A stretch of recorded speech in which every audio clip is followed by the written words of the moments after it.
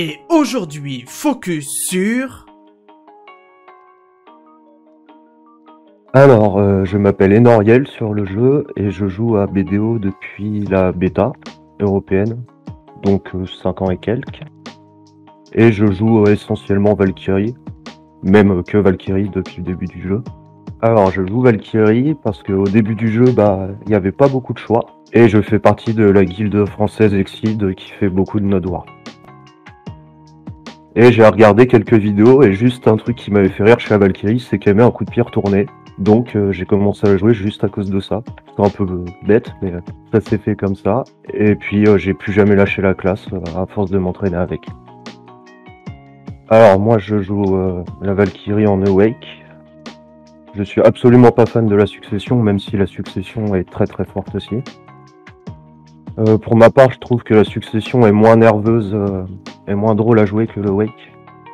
Et moi qui aime bien les gameplays nerveux, qui je trouve me convient le mieux. En termes de force, je pense que les deux se valent.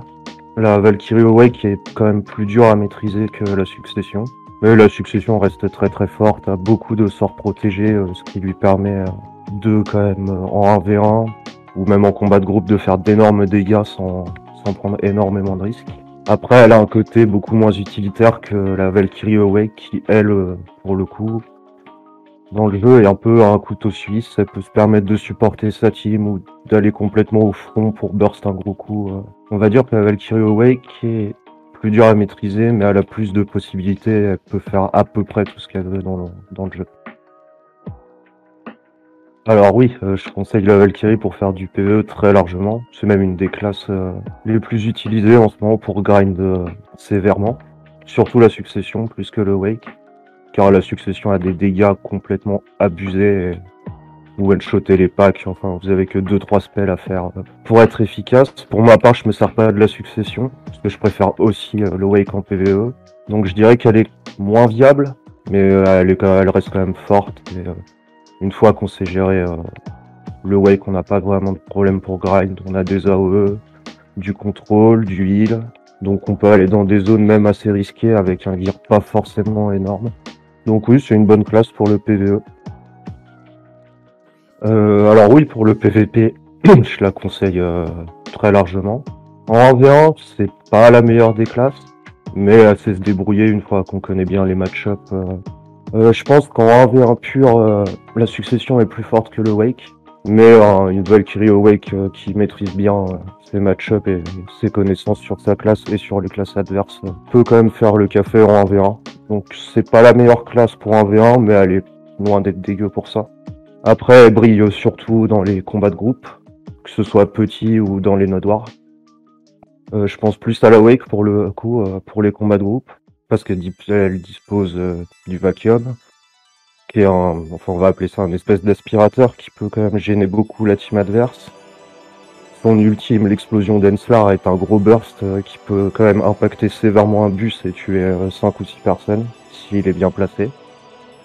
Elle dispose évidemment de l'APA, qui est quand même un des nerfs de la guerre pendant les Node War. Donc c'est quand même pas mal recherché. Elle a 3 heals aussi pour sa team et pour elle-même.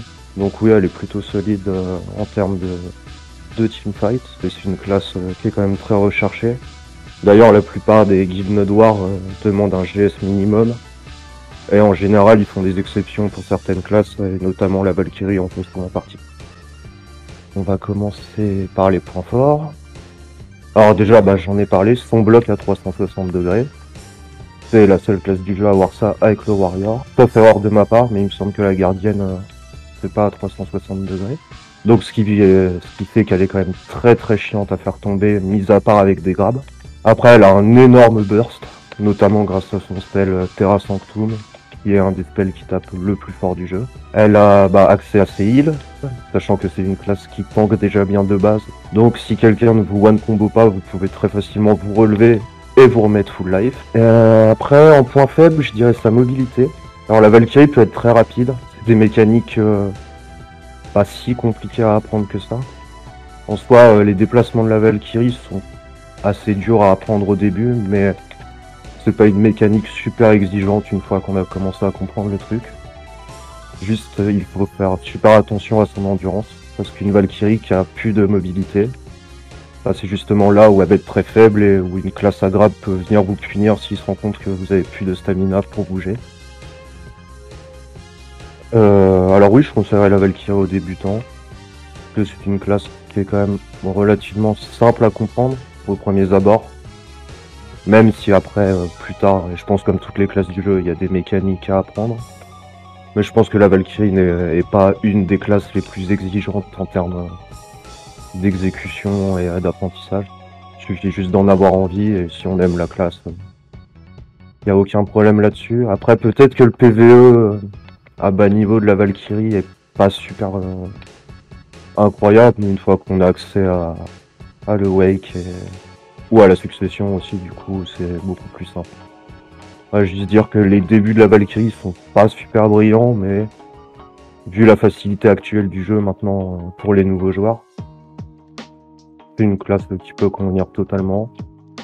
C'est une classe relativement jouée, donc si vous voulez trouver des gens pour vous apprendre quelques tips, ça se trouve assez facilement.